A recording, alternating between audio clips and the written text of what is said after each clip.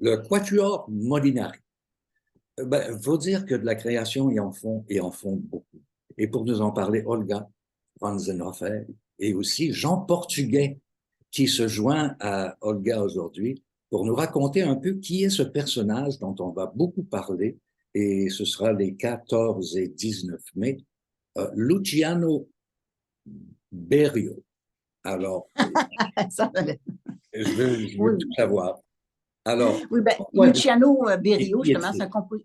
c'est un compositeur italien né en 1925 et décédé en 2003. Donc, justement, on fête, dans 2 semaines, on souligne les 20 ans de son décès avec un événement important, le Quatuor selon Berio. Depuis les tout débuts du Quatuor Molinari, on aime beaucoup faire des événements autour d'un compositeur, donc le cycle complet qu'un compositeur a écrit pour quatuor à cordes. Et puis, Luciano Berio a écrit 5 quatuors à cordes. Donc, c'est vraiment un monde très, très, très intéressant. Et puisque c'est un événement important, on va souligner ça de 3 façons. Donc, avec les dialogues sur le plateau, un atelier de discussion, d'analyse musicale, de dialogue avec le public. Donc, ce dimanche, le 14 mai, à 14 heures, à la Maison de la Culture Plateau Mont-Royal. Donc, c'est un événement gratuit.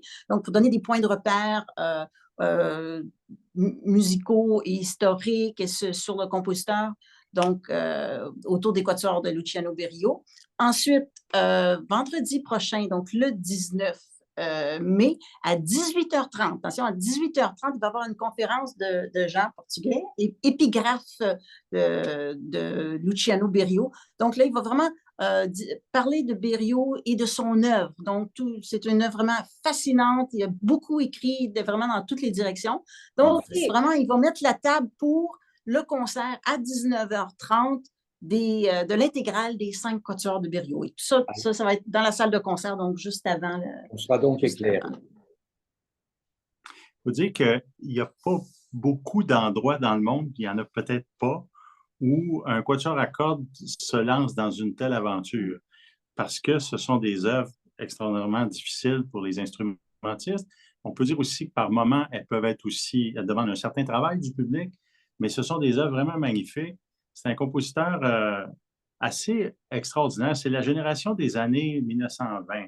Dans cette génération-là, il y avait Ligeti, Boulez, Stockhausen, Berio lui-même, bien sûr, et Xenakis, bien sûr, et György Kurták, des musiciens qui ont révolutionné complètement l'écriture.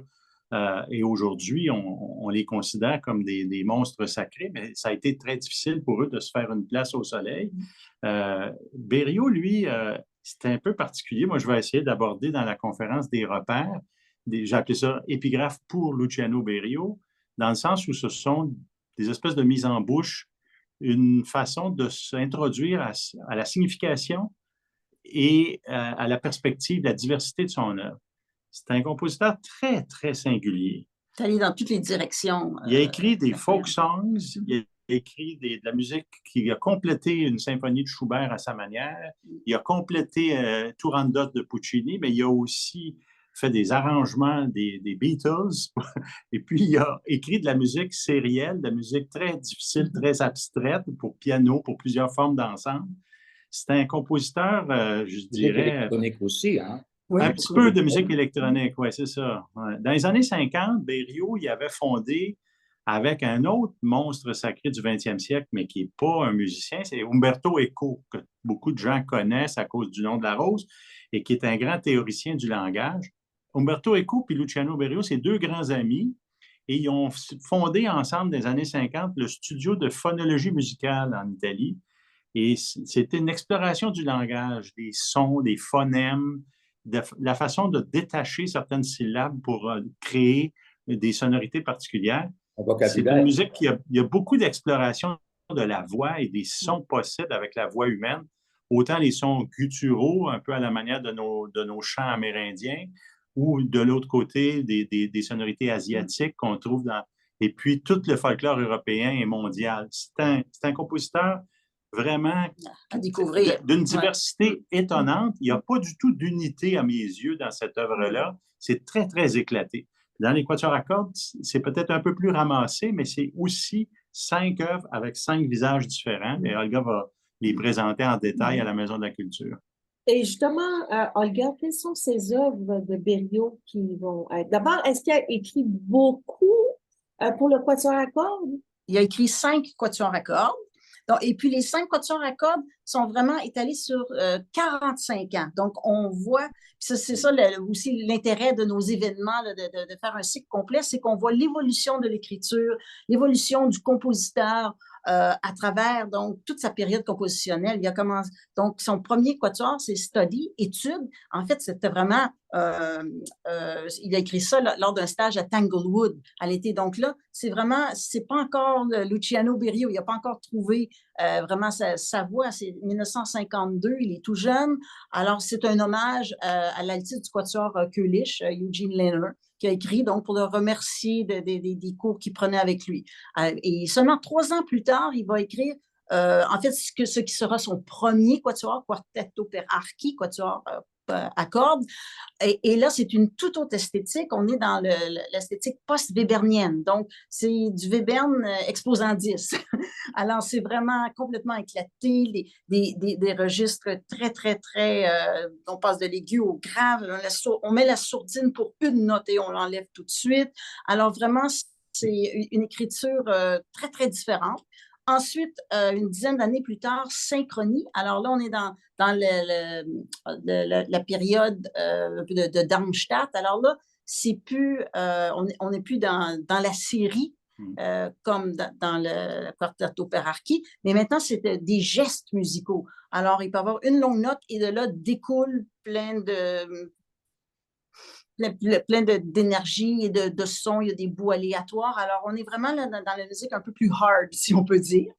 Et ensuite, il y a eu un gros arrêt jusqu'en 1993, où là, le quatuor Alban Berg, le célèbre quatuor Alban Berg, lui a demandé d'écrire un quatuor, et là, c'est Notturno. Alors là, on est vraiment dans une œuvre de maturité, une œuvre absolument phénoménale, extraordinaire, et c'est une œuvre, si on peut dire, en continu. Chez Berio, il n'y a pas vraiment de développement. Alors, il va dans une direction, il bifurque un peu, il continue. Alors, on va toujours vers l'avant et c'est une œuvre absolument extraordinaire.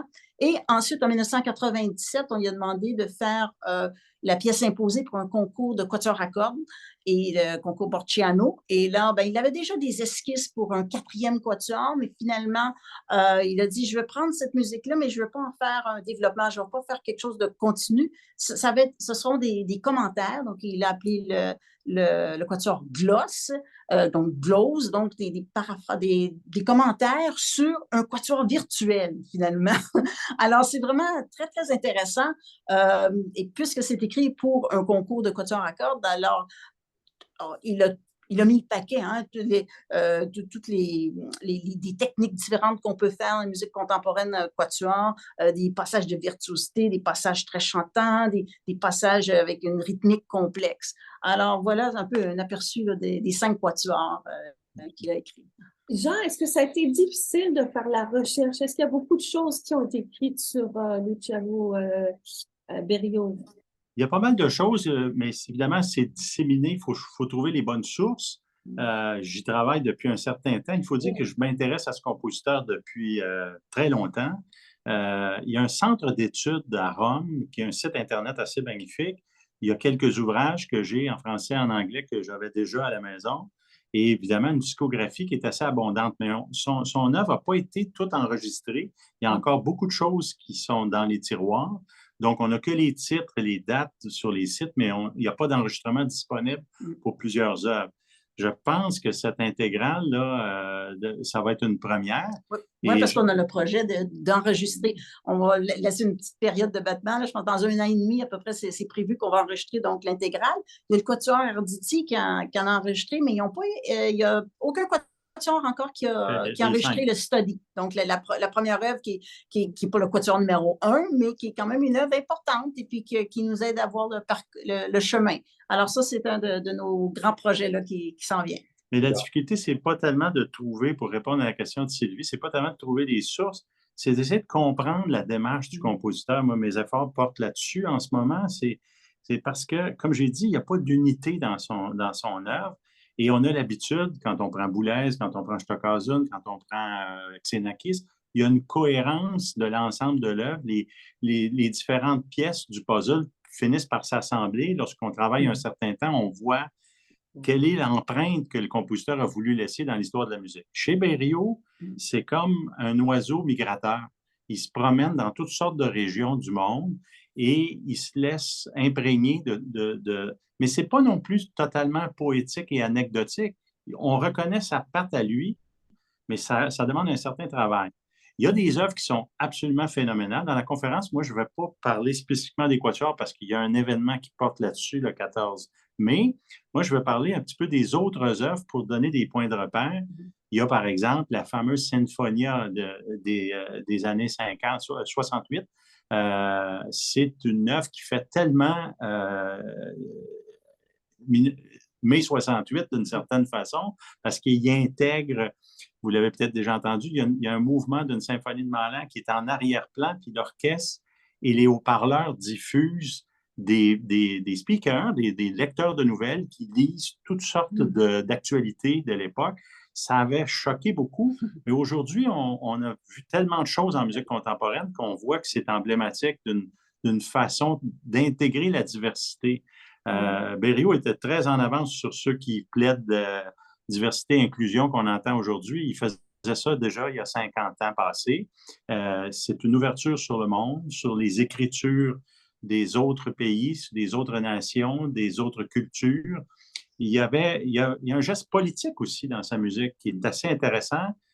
C'est quelqu'un qui ne se contentait pas de faire de la musique de divertissement. Il voulait aussi passer un message derrière ça. C'est intéressant parce que justement, cette grande diversité-là, quand tu arrives dans l'écriture du quatuor à cordes, on dirait, puis comme beaucoup de compositeurs, que quand c'est un quatuor à cordes, ils n'osent pas aller peut-être aussi loin dans toutes ces directions-là. C'est toujours un petit peu plus classique ou formel, sobre, parce que le quatuor à cordes, on dirait qu'il est un peu sur un piédestal, si on peut dire, avec tous les grands modèles qui ont façonné l'histoire de la musique. Alors, on dirait qu'ils n'osent pas intégrer trop de choses extra musicales, alors qu'on se les permet des fois avec la musique orchestrale ou autre. C'est peut-être une dimension particulièrement passionnante de l'œuvre de Berriot.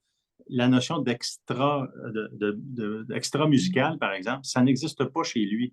Les matériaux ont tous la même valeur et sont tous placés sur le même plan. Il a un génie des sonorités puis des coïncidences ou des superpositions qui rend cette musique-là absolument fascinante, étonnante, déstabilisante, mais très belle aussi. Il y a des moments de pur bonheur, de contemplation. C'est un musicien qui était aussi beaucoup influencé par la musique vocale. Vous savez, son premier mariage, c'était avec Cathy Berberian, qui était une grande cantatrice américaine. Ils ont été ensemble plusieurs années. Ils ont eu des enfants ensemble. Et Cathy Berberian a inspiré une bonne partie de son œuvre. Puis il y a une vocalité, il y a quelque chose, c'est peut-être aussi spécifiquement italien, là, cette espèce, la langue italienne étant ce qu'elle est, il y a quelque chose de très vocal, de très expressif aussi dans sa musique, qui peut être très moderne en même temps. Mais on retrouve ça, cet aspect-là aussi de mélodie, puis de raffinement, de poésie dans les quatuors à cordes. Alors, c'est pas... oui, ça peut être une musique très intense, mais il joue quoi avec les nuances? On a des 3, des 4 pianos, et à travers ça, parfois, des fois, il y a des instruments qui doivent ressortir. Alors, tu sais, c'est vraiment... oui, c'est intéressant. Puis la vocalité, il y a ça, cette expression, ce raffinement dans les quatuors. C'est vraiment un compositeur fascinant. Gros défi, hein? Un gros défi, oui. Justement, parlant de défis, est-ce qu'il y aura d'autres collaborations entre vous deux, Jean et Olga, sur un autre compositeur, peut-être? Maintenant, ça fait déjà, c'est un secret de Polichinelle, ça fait 35 ans qu'on est mariés, mais on a fait des choses ensemble déjà dans le passé. On a écrit des ouvrages, on a publié sur Murray Schafer, on a collaboré. J'ai toujours été proche du Molinari depuis le début, mais évidemment, moi, j'étais professeur d'université pendant une grande partie de cette période-là. Je ne le suis plus maintenant. Alors, j'étais moins disponible, mais là, maintenant que j'ai plus de temps, oui, je vais redonner un peu au Quatuor ce qu'il nous a donné en donnant un coup de pouce, des fois purement d'intendance, mais aussi des fois d'une contribution un peu plus intellectuelle. Ça a toujours été avec Winston, on a fait de la radio ensemble, jadis naguère, dans le temps de la radio culturelle. Et ben, je vais poursuivre un peu dans cette voie-là. J'aime bien approfondir une œuvre ou un compositeur. Olga a la même passion. Puis souvent, on le fait ensemble. Et là, il y a d'autres projets sur d'autres compositeurs qui s'en viennent pour les prochaines années. On a un agenda pour nous occuper longtemps. Si vous permettez, j'ouvre et referme une parenthèse. Votre fille, Odile, est au conservatoire en art lyrique et elle a un talent exceptionnel. Vous devez en être très, très fier. Oui, nos 2 enfants sont musiciens. Notre fille devient musicienne professionnelle. Odile, notre garçon, est guitariste et il joue aussi du luth, mais lui, il fait ça plus pour son plaisir. Il s'en va en sciences, mais notre fille, elle vient de terminer son conservatoire. Son bac, baccalauréat. Son baccalauréat au conservatoire. Et puis là, elle s'en va à l'Université McGill faire sa maîtrise. C'est une très bonne chanteuse. On a le Molinari a des projets aussi avec elle. Oui, il faudrait. Cette histoire est absolument inspirante. Merci beaucoup, Jean Portugais et Olga. Je rappelle les dates en conclusion. 14 mai, dialogue sur le plateau à 14 h, Maison de la culture du plateau Mont-Royal. Le 19 mai à 18h30, Jean Portugais donne sa conférence. Et à 19h30, le concert de l'intégrale des quatuors à cordes au Conservatoire de musique de Montréal sur la rue Henri-Julien. Merci tous les deux. Merci. Merci. Merci à tous les deux. Au revoir. Au revoir.